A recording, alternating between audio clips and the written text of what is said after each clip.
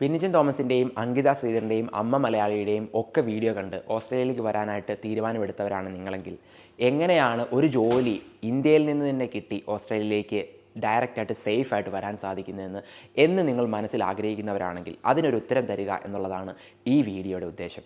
Actionable ആയിട്ടുള്ള സ്റ്റെപ്പുകൾ മാത്രമേ ഞാൻ ഈ വീഡിയോയിൽ പറയാൻ ആഗ്രഹിക്കുന്നുള്ളൂ. പലപ്പോഴും പലരും വീഡിയോയിൽ നിങ്ങൾക്ക് പറഞ്ഞു തരാത്ത 2 പോയിന്റുകളാണ് അവസാനത്തെ 2 പോയിന്റുകൾ ഞാൻ ഉൾപ്പെടുത്തിയിരിക്കുന്നത്. അപ്പോൾ ആദ്യം തൊട്ട് അവസാനം വരെ വീഡിയോ വായിച്ചതിന് ശേഷം ഈ സ്റ്റെപ്പുകൾ ഫോളോ ചെയ്ത് ഒരു ജോലി ഓസ്ട്രേലിയയിൽ ഇന്ത്യയിൽ നിന്ന് തന്നെ നേടാൻ നിങ്ങൾ പരിശ്രമിക്കുക. ഒന്നാമത്തേത് എന്ന് പറയുന്നത്, ഇതിനു മുമ്പ് ഞാനൊരു വീഡിയോ ചെയ്തിരിക്കുന്നു ഓസ്ട്രേലിയയിൽ ഇൻ ഡിമാൻഡ് ആയിട്ടുള്ള പ്രൊഫഷൻസ് ഏതൊക്കെയാണെന്ന്. അതുപോലെ തന്നെയാണ് നിങ്ങളുടെ ആദ്യത്തെ സ്റ്റെപ്പ് എന്ന് പറയുന്നത്, നിങ്ങളുടെ പ്രൊഫഷൻ ഏതാണെന്ന് മനസ്സിലാക്കുക. അതിനുശേഷം ആ പ്രൊഫഷന് ഓസ്ട്രേലിയയിൽ ഡിമാൻഡ് ഉണ്ടോ എന്ന് മനസ്സിലാക്കുക. പലപ്പോഴും എൻ്റെ വീഡിയോയിൽ അടിയിൽ വരുന്ന ഒരു ക്വസ്റ്റ്യൻ ആണ്, എൻ്റെ പ്രൊഫഷൻ ഇതാണ്, എന്തെങ്കിലും ചാൻസ് ഉണ്ടോ? നിങ്ങളുടെ കാര്യങ്ങൾ നിങ്ങൾ തന്നെ റിസർച്ച് നടത്തുക. ആ റിസർച്ച് നടത്താനുള്ള സ്റ്റെപ്പാണ് ഞാൻ പറയുന്നത്. ഒന്നാമത്തെ സ്റ്റെപ്പ് എന്ന് പറയുന്നത്, നിങ്ങൾ ഓസ്ട്രേലിയൻ സ്കിൽ ഒക്യുപ്പേഷൻ ലിസ്റ്റിൽ പോയി നോക്കുക. ആ ഒക്യുപ്പേഷൻ ലിസ്റ്റിൽ നിങ്ങളുടെ പേരുണ്ടോ എന്ന് നോക്കുക. അതിനുശേഷം നിങ്ങളുടെ പേര് എന്ന് പറഞ്ഞാൽ നിങ്ങളുടെ പ്രൊഫഷൻ്റെ പേര് അതിലുണ്ട് എങ്കിൽ നിങ്ങൾ അടുത്ത റിസർച്ച് എന്ന് പറയുന്നത്, കഴിഞ്ഞ വർഷം അല്ലെ കഴിഞ്ഞ തവണ, ഇതിന് മുൻപിലത്തെ തവണ സ്കിൽഡ് വിസകളായ 189, 190 ഇതിനൊക്കെ കിട്ടിയിരിക്കുന്ന ഇൻവിറ്റേഷൻ്റെ പോയിന്റ് എത്രയാണ് ആ പ്രൊഫഷന് എന്ന് മനസ്സിലാക്കുക. ആ കിട്ടിയിരിക്കുന്ന പോയിന്റ് എന്ന് പറയുന്നത് 65, 70 അങ്ങനത്തെ ലെവലിലാണെങ്കിൽ അത് ഹൈലി ഇൻ ഡിമാൻഡ് ആയിട്ടുള്ളതും ഇവിടെ ആൾക്കാർ വളരെ കുറവായിട്ടുള്ളതുമായിട്ടുള്ള ഒരു പ്രൊഫഷനാണ്. അതേ ഇൻവിറ്റേഷൻ കിട്ടിയിരിക്കുന്നത് 90, 95 ആണ് നിങ്ങളുടെ പ്രൊഫഷൻ എങ്കിൽ, അല്ലെങ്കിൽ 100 ആണ്, 110ലാണ് കിട്ടിയിരിക്കുന്നതെങ്കിൽ വളരെയധികം കോമ്പറ്റീഷൻസ് ഉണ്ട്. അതുപോലെ തന്നെ ഓസ്ട്രേലിയയിൽ അതിന് ഡിമാൻഡ് കുറവാണ്. ഇതാണ് ജനറിക് ആയിട്ടുള്ള ഈ റിസർച്ചിൻ്റെ ഫലം എന്ന് പറയുന്നത്. അപ്പോൾ നിങ്ങളുടെ പ്രൊഫഷൻ ഏതാണ്, സ്കിൽഡ് ഒക്യുപ്പേഷൻ ലിസ്റ്റിൽ ഉണ്ടോ എന്ന് നോക്കുക.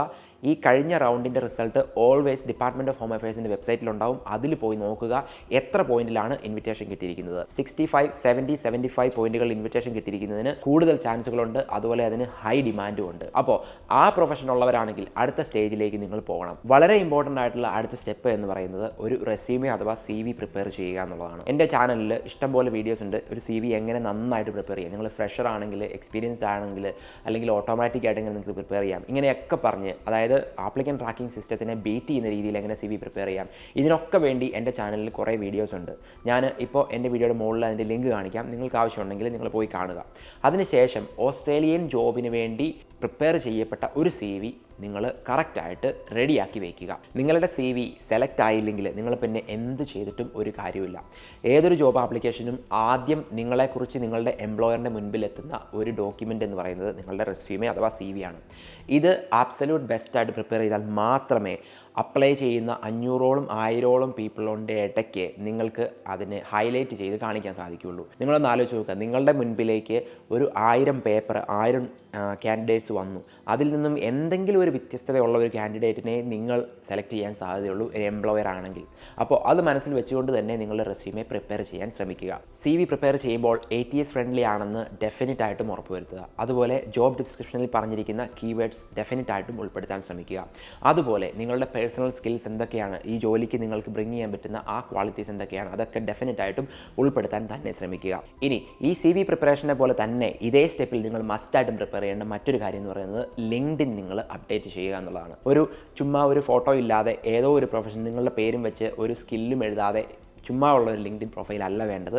കറക്റ്റ്ലി അപ്ഡേറ്റഡ് ആയിട്ടുള്ള, നിങ്ങൾ അപ്ലൈ ചെയ്യുന്ന ജോലിക്ക് വേണ്ടി കറക്റ്റ്ലി അപ്ഡേറ്റഡ് ആയിട്ടുള്ള ഒരു പ്രൊഫൈൽ സെറ്റ് ചെയ്യുക. ഓസ്ട്രേലിയയിൽ മിക്കപ്പോഴും ആൾക്കാർക്ക് സംഭവിക്കുന്ന ഒരു തെറ്റെന്ന് പറയുന്നത്, നിങ്ങളൊരു CV പ്രിപ്പയർ ചെയ്തു, അപ്ലൈ ചെയ്തു, എംപ്ലോയർ ചെയ്യുന്ന ഒരു കാര്യം എന്ന് പറയുന്നത് നിങ്ങളുടെ പേര് ലിങ്ക്ഡിനിൽ സെർച്ച് ചെയ്ത് നിങ്ങളെ കണ്ടുപിടിച്ച് നിങ്ങളുടെ പ്രൊഫൈൽ എന്താണെന്ന് മനസ്സിലാക്കുക എന്നുള്ളതാണ്. CV വായിക്കുന്നതിനെ കഴിഞ്ഞും ആൾക്കാർക്ക് എളുപ്പമെന്ന് പറയുന്നത്, ലിങ്ക്ഡിനിൽ പോയി നിങ്ങളുടെ പേര് സെർച്ച് ചെയ്താൽ നിങ്ങളെ കിട്ടിക്കഴിഞ്ഞാൽ നിങ്ങളുടെ പ്രൊഫൈൽ വായിച്ചു കഴിഞ്ഞാൽ ഈസി ആയിട്ട് മനസ്സിലാവും. അപ്പോൾ അത് ഇവിടെ പലരും ചെയ്യുന്ന ഒരു കാര്യമാണ്. എൻ്റെ പേര് നിങ്ങൾ സെർച്ച് ചെയ്താൽ നിങ്ങൾക്കും കിട്ടും, എൻ്റെ പ്രൊഫൈൽ കിട്ടും. അതിനുശേഷം നിങ്ങൾക്ക് മനസ്സിലാക്കാം ഞാൻ ഏതൊക്കെ ജോലികളാണ് ചെയ്തത് എന്നുള്ളതൊക്കെ. അതുകൊണ്ട് ലിങ്ക്ഡിൻ ഇതിനോടനുബന്ധിച്ച് തന്നെ രണ്ടാമത്തെ സ്റ്റെപ്പിൽ CV പ്രിപ്പയർ ചെയ്തതിന് ശേഷം നിങ്ങൾ ഡെഫിനറ്റ് ആയിട്ടും പ്രിപ്പയർ ചെയ്യുക. അതിനെപ്പറ്റിയും ഞാനൊരു വീഡിയോ ചെയ്തിട്ടുണ്ട്. ആ ലിങ്ക്ഡിൻ പ്രൊഫൈൽ നന്നായി പ്രിപ്പയർ ചെയ്യാൻ ശ്രമിക്കുക. ഇനി നിങ്ങൾക്ക് നിങ്ങളുടെ വിസയെക്കുറിച്ച് നല്ലൊരു ധാരണ ഉണ്ടാവണം. അതായത് നിങ്ങൾക്ക് വേണ്ടത് എന്ത് വിസയാണ്, സ്കിൽഡ് വിസയാണോ നിങ്ങൾക്കുള്ളത്, അല്ലെങ്കിൽ നിങ്ങൾ സ്പോൺസേഡ് വിസയാണോ ഉള്ളത്, അല്ലെങ്കിൽ നിങ്ങൾ ടെമ്പററി വിസയിലാണോ ഉള്ളത്, ഇതൊക്കെ ഡെഫിനറ്റ് ആയിട്ട് നിങ്ങൾ മനസ്സിലാക്കിയിരിക്കുക. അതുപോലെ ഇൻ്റർവ്യൂവിനെ കുറിച്ചുള്ള പ്രിപ്പറേഷന് വേണ്ടിയുള്ള ഒരു വീഡിയോ ചെയ്തിട്ടുണ്ട്, അത് പോയി കാണുക, എന്നിട്ട് പ്രിപ്പയർ ചെയ്യുക. ഇതൊക്കെയാണ് നമ്മുടെ രണ്ടാമത്തെ സ്റ്റെപ്പ് എന്ന് പറയുന്നത്. ഇനി നമുക്ക് അടുത്ത സ്റ്റെപ്പിലേക്ക് നോക്കാം. ഇതിലും ഇമ്പോർട്ടൻ്റ് ആയിട്ടുള്ള മറ്റൊരു സ്റ്റെപ്പാണ് ഈ തേർഡ് സ്റ്റെപ്പ് എന്ന് പറയുന്നത്. ആ സ്റ്റെപ്പിൻ്റെ പേരാണ് നെറ്റ്വർക്കിംഗ് ആണ് നമ്മൾ ഇന്ത്യക്കാർ പൊതുവെ ചെയ്യാത്ത ഒരു കാര്യം. ലിങ്ക്ഡിനിൽ നമ്മളെ പ്രൊഫഷനിലുള്ളവരുമായിട്ട് കണക്ട് ചെയ്യാൻ ശ്രമിക്കുക. കണക്ട് ചെയ്ത് വെക്കുക. പലപ്പോഴും ഈസി അല്ല കണക്ട് ചെയ്യാൻ, പക്ഷേ നിങ്ങൾ കണക്ട് ചെയ്യുക. ആരെങ്കിലുമൊക്കെ അക്സെപ്റ്റ് ചെയ്യുമ്പോൾ അവരുടെ പ്രൊഫൈൽ കയറി റീഡ് ചെയ്യുക. അവരെന്താണ് ചെയ്യുന്നത്, ഏതൊക്കെ സോഫ്റ്റ്വെയർസാണ് യൂസ് ചെയ്യുന്നത്, എന്തൊക്കെ കാര്യങ്ങളാണ് അവരുടെ സ്കിൽസ് എന്ന് പറയുന്നത്, അതൊക്കെ റീഡ് ചെയ്ത് പഠിക്കാൻ ശ്രമിക്കുക. ആ ഓരോ സ്കിൽസും നിങ്ങൾക്ക് ഡെവലപ്പ് ചെയ്യാൻ ശ്രമിക്കുക.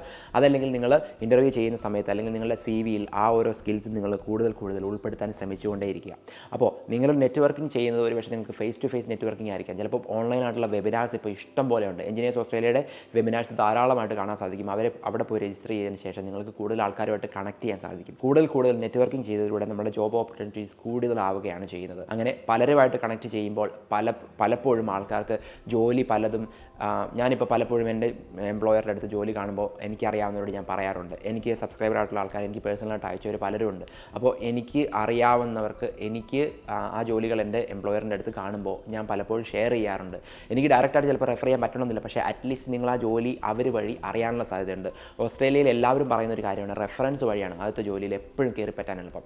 രണ്ടാമത്തെ ജോലിയും മൂന്നാമത്തെ ജോലിയും പിന്നീടുള്ള ജോലികൾ നിങ്ങൾക്ക് ഈസി ആയിട്ട് സ്വന്തമായിട്ട് സ്കില്ല് വെച്ച് കാണിക്കാൻ പറ്റും. പക്ഷേ ഒന്നാമത്തെ ജോലി വാങ്ങിക്കുന്നതിൽ ഏറ്റവും ഇമ്പോർട്ടൻ്റ് ആയിട്ടുള്ള ഒരു കാര്യം എന്ന് പറയുന്നത് നിങ്ങളുടെ ആ എംപ്ലോയറിൻ്റെ അടുത്ത് തന്നെയുള്ള ഒരു എംപ്ലോയി റെഫർ ചെയ്യുക എന്നുള്ളതാണ്. അടുത്ത സ്റ്റെപ്പ് ഇതിലും വളരെയധികം ഇമ്പോർട്ടൻ്റ് ആണ്. എന്താണെന്ന് ചോദിച്ചു കഴിഞ്ഞാൽ സീക്ക്, ഇൻഡീഡ്, ലിങ്ക്ഡിൻ പ്ലാറ്റ്ഫോമുകളിൽ നിങ്ങൾ ജോലിക്ക് അപ്ലൈ ചെയ്യുക. ലിങ്ക്ഡിനിൽ പലപ്പോഴും ഈസി ആയിട്ട് ക്വിക്ക് അപ്ലൈ വരാനുള്ള കുറേ ജോബ് ആപ്ലിക്കേഷൻസ് കാണാറുണ്ട്. പക്ഷേ അത് മിക്കപ്പോഴും ഫേക്ക് അല്ലെങ്കിൽ ജസ്റ്റ് ഫ്ലോട്ടിംഗ് ആപ്ലിക്കേഷൻസ് ആണ്. അതിലും എന്ന് പറയുന്നത് അവരുടെ വെബ്സൈറ്റിൽ പോയി ഡയറക്റ്റായിട്ട് നമ്മൾ അപ്ലൈ ചെയ്യേണ്ടി വരുന്ന കോംപ്ലക്സ് ആയിട്ടുള്ള ആപ്ലിക്കേഷൻസ് ആണ് ഇത്തിരി കൂടി ചാൻസസ് ഉള്ളത്. പക്ഷേ എന്നിരുന്നാലും ഈ പറഞ്ഞ പ്ലാറ്റ്ഫോമുകളിലൊക്കെ പോയി സീക്കാണ് മെയിനായിട്ട് ആൾക്കാർ യൂസ് ചെയ്യുന്നത്. ജോലി കണ്ടുപിടിക്കുക, അതിനുശേഷം ആ ജോലി തന്നെ ലിങ്ക്ഡിനിലുണ്ടോ നോക്കുക, അതിൻ്റെ പ്രൊഫൈൽ കൂടുതലായിട്ട് റിസർച്ച് ചെയ്യുക, അതേ പ്രൊഫൈലിലുള്ള ആൾക്കാരുടെ ലിങ്ക്ഡിൻ പ്രൊഫൈലുകൾ റീഡ് ചെയ്യുക. അതിനുശേഷം ആ സ്കില്ല് നിങ്ങളുടെ CV-യിലും ഇൻ്റർവ്യൂവിലും ഒക്കെ നിങ്ങൾ പ്രൊജക്റ്റ് ചെയ്യാൻ ശ്രമിക്കുക. ഇതൊക്കെ തന്നെയാണ് നിങ്ങൾക്ക് ചെയ്യാൻ പറ്റുന്ന നാലാമത്തെ സ്റ്റെപ്പ് എന്ന് പറയുന്നത്. ഇതിന് കുറേയധികം സമയമെടുക്കും. നിങ്ങൾക്ക് ആരും പറഞ്ഞു തരാൻ പോകുന്നില്ല. നിങ്ങൾ തന്നെ നിങ്ങളുടേതായ റിസർച്ച് നടത്തി നിങ്ങളുടെ പ്രൊഫഷൻ്റെ കാര്യങ്ങൾ മനസ്സിലാക്കിയെടുത്ത് ഇൻ്റർവ്യൂ അറ്റൻഡ് ചെയ്ത് കഴിഞ്ഞാൽ ആ ജോലി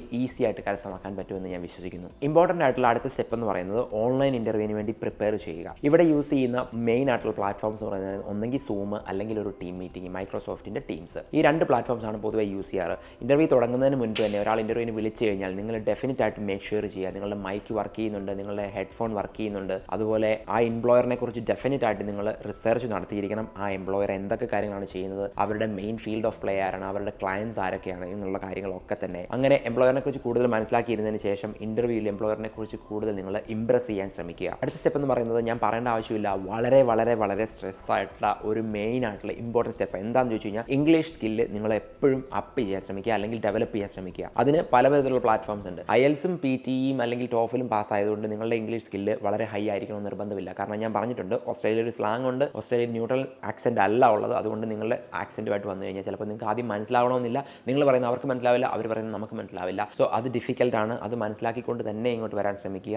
ഡെഫിനറ്റ് ആയിട്ടും ഇംഗ്ലീഷ് സ്കില്ല് എവിടെയൊക്കെ വർദ്ധിപ്പിക്കാൻ സാധിക്കുമോ അവിടെയൊക്കെ ചെയ്യുക. അത് റീഡിംഗ് ആയിക്കോട്ടെ, സ്പീക്കിംഗ് ആയിക്കോട്ടെ, ലിസണിങ് ആയിക്കോട്ടെ, ഇതെല്ലാം അങ്ങോട്ടും ഇങ്ങോട്ടും കോൺട്രിബ്യൂട്ട് ചെയ്യും. നിങ്ങൾ ലിസൺ ചെയ്യുന്നതിലൂടെ നിങ്ങളുടെ സ്പീക്കിംഗ് സ്കിൽസും ഇമ്പ്രൂവ് ആവും ഡെഫിനറ്റ് ആയിട്ടും. അപ്പോൾ എവിടെ ഓപ്പർച്യൂണിറ്റി കിട്ടിയാലും ഇംഗ്ലീഷ് സ്കില്ല് അപ്പ് ആക്കാൻ ശ്രമിക്കുക. അടുത്ത സ്റ്റെപ്പ്, ലാസ്റ്റ് സ്റ്റെപ്പ് എന്ന് പറയുന്നത് ഇൻ്റർവ്യൂവിനെ ഫോളോ അപ്പ് ചെയ്യാൻ ഡെഫിനറ്റ് ആയിട്ടും ശ്രമിക്കുക. ഇൻ്റർവ്യൂ കഴിഞ്ഞതിന് ശേഷം അവർക്കൊരു ഇമെയിൽ അയക്കുക, താങ്ക്സ് ഫോർ ദ ഓപ്പർച്യൂണിറ്റി. ഉടനെ തന്നെ നിങ്ങളൊരു റെസ്പോൺസ് തരുമെന്ന് വിശ്വസിക്കുന്നു. നിങ്ങളോട് വർക്ക് ചെയ്യാൻ ഞാൻ വളരെ അധികമായിട്ട് ആഗ്രഹിക്കുന്നു, എന്തുകൊണ്ടാണ് ആഗ്രഹിക്കുന്നത്, അങ്ങനത്തെ കാര്യങ്ങൾ ഉൾപ്പെടുത്തിയ ഒരു ഇമെയിൽ നിങ്ങൾ ഡെഫിനറ്റ് ആയിട്ടും അയക്കാൻ ശ്രമിക്കുക. അതൊരു പോസിറ്റീവ് റെസ്പോൺസ് ആണ് നമ്മുടെ എംപ്ലോയറിൽ ഉണ്ടാക്കുന്നത്. അതുകൊണ്ട് തന്നെ അത് ഉറപ്പായിട്ടും അയക്കാൻ ശ്രമിക്കുക. അതിനുശേഷം വെയിറ്റ് ചെയ്യുക. അങ്ങനെ ഒരു ജോലി നേടിയെടുക്കാൻ സാധിക്കുമെന്ന് ഞാൻ ഡെഫിനറ്റ് ആയിട്ടും വിശ്വസിക്കുന്നു. ഇനി അടുത്ത കാര്യം എനിക്ക് പറയാനുള്ളത് എന്താണെന്ന് ചോദിച്ചു കഴിഞ്ഞാൽ, ഇപ്പോൾ ഇന്ത്യയിൽ നിന്ന് കുറേയധികം ജോബ് ഓഫേഴ്സ് ഓസ്ട്രേലിയയിലേക്ക് ഉണ്ടെന്ന് പറയുന്നത് കാണാറുണ്ട്. എൻ്റെ വീഡിയോയുടെ അടിയിൽ കമൻ്റ് ആയിട്ടും വരാറുണ്ട്, ഇത് സത്യമാണോ എന്ന് ചോദിച്ചുകൊണ്ട്.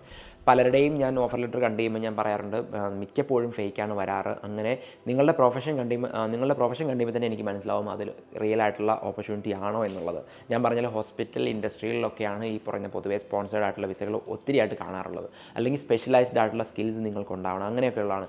അപ്പോൾ നിങ്ങളുടെ ജനറിക് ആയിട്ടുള്ള ഷോപ്പ് ക്ലീനർ അല്ലെങ്കിൽ കെയർ വർക്കർ, അങ്ങനത്തെ ഇവിടെ ഇല്ലാത്ത പല പ്രൊഫഷൻസിനും വേണ്ടി ഓഫർ ലെറ്ററൊക്കെ കാണാറുണ്ട്. അങ്ങനത്തെ ഓഫർ ലെറ്ററൊക്കെ അക്സെപ്റ്റ് ചെയ്ത് വെറുതെ ലക്ഷങ്ങൾ കൊടുത്ത് നിങ്ങളെ ക്യാഷ് കളയാതിരിക്കുക.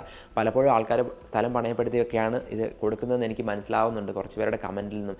എന്നോട് പലരും പറയുകയുണ്ടായി അവരുടെയൊക്കെ പേര് എക്സ്പോസ് ചെയ്യണം എന്നുള്ളതൊക്കെ. പക്ഷേ ഇതിൻ്റെ അകത്ത് പല കാര്യങ്ങളെന്ന് പറയുന്നത് എത്രത്തോളം പേരെ എനിക്കും അറിയത്തില്ല നിങ്ങളെ ആരെയും. ഞാൻ എന്നെ കാണുന്ന നിങ്ങളെ കുറച്ച് പേരെയൊക്കെ എനിക്കറിയാം, എനിക്ക് സബ്സ്ക്രൈബ് ചെയ്തിട്ട് എനിക്ക് കമൻറ്റ് ചെയ്യുന്നു അല്ലെങ്കിൽ ഇമെയിൽ അയക്കുന്ന കുറച്ച് പേരെയൊക്കെ അറിയാം. പക്ഷേ എത്രത്തോളം വിശ്വസനീയമാണെന്ന് എനിക്കും അറിയത്തില്ല, അതുകൊണ്ട് ഞാൻ പറയില്ല. പക്ഷേ ഞാൻ കണ്ട കാര്യങ്ങളെന്ന് പറയുന്നത് വളരെ ഹൈ ആണ്. അതായത് നിങ്ങൾക്ക് കിട്ടുന്ന ഓഫറുകളിൽ ഒരു 80% ഓഫറുകളും ഫേക്കായിട്ടാണ് ഇന്ത്യയിൽ കാണാറ്. അതുകൊണ്ട് ആ 80% മനസ്സിൽ ഓർമ്മ വെക്കുക. ഈ വീഡിയോ കാണുന്ന ഒരാളാണെങ്കിൽ ഒരിക്കലും നിങ്ങളുടെ ക്യാഷ് നഷ്ടപ്പെടുത്തരുത് എന്നൊരു ആഗ്രഹം എൻ്റെ മനസ്സിലുള്ളതുകൊണ്ട് മനസ്സിൽ ഇത്രയും മാത്രം ഓർക്കുക. നിങ്ങൾക്ക് കിട്ടുന്ന ഓഫറിൽ 80% ഫേക്കാണ്. ഇന്ത്യയിൽ നിന്ന് ഇങ്ങോട്ട് വരാനുള്ള പെർമിറ്റായിട്ട് വരുന്ന ഓഫറുകൾ ഏറ്റവും കൂടുതലായിട്ട് കാണുന്നതെന്ന് പറയുന്നത് ഈ പറഞ്ഞ പോലെ ആദ്യം നിങ്ങളുടെ നിന്ന് 10 ലക്ഷം 5 ലക്ഷം ഒക്കെ മേടിച്ചിട്ട് പിന്നെ നിങ്ങളെ ഡിലേ ചെയ്യിപ്പിച്ച് ആ കാശ് 1.5 വർഷം 2 വർഷത്തിന് ശേഷം ചിലപ്പോൾ പകുതിയായിട്ട് ഒക്കെ നിങ്ങൾക്ക് റിട്ടേൺ ചെയ്യുക എന്നുള്ളതാണ്. അപ്പോൾ അതുകൊണ്ട് പ്രത്യേകിച്ച് യാതൊരു ബെനിഫിറ്റും ഇല്ല. നിങ്ങളുടെ കാശ് നഷ്ടപ്പെടും, നിങ്ങളുടെ സമയവും നഷ്ടപ്പെടും, സമാധാനവും നഷ്ടപ്പെടും. അതുകൊണ്ട് അങ്ങനത്തെ ചതികളിൽ പോയി പെടാതിരിക്കാൻ ശ്രമിക്കുക. All the best. അപ്പോൾ വീഡിയോ ഇഷ്ടപ്പെട്ടെങ്കിൽ തീർച്ചയായിട്ടും ലൈക്ക് ചെയ്യാൻ മറക്കരുത്. അതുപോലെ നിങ്ങൾ അറിയുന്ന ആരെങ്കിലും ഉണ്ടെങ്കിൽ ഒന്ന് ഷെയർ ചെയ്തേക്കുക. അവർക്ക് അത് യൂസ്ഫുൾ ആയിക്കോട്ടെ. ഓസ്ട്രേലിയയിലേക്ക് പോകാനോ അല്ലെങ്കിൽ മറ്റുള്ള രാജ്യങ്ങളിലേക്ക് പോകാനിരിക്കുന്നവരുണ്ടെങ്കിൽ ഒന്ന് ഷെയർ ചെയ്യാൻ ശ്രമിക്കുക തീർച്ചയായിട്ടും. അപ്പോൾ അടുത്ത വീഡിയോയിൽ കാണുന്നവരെ thanks for watching. See you guys.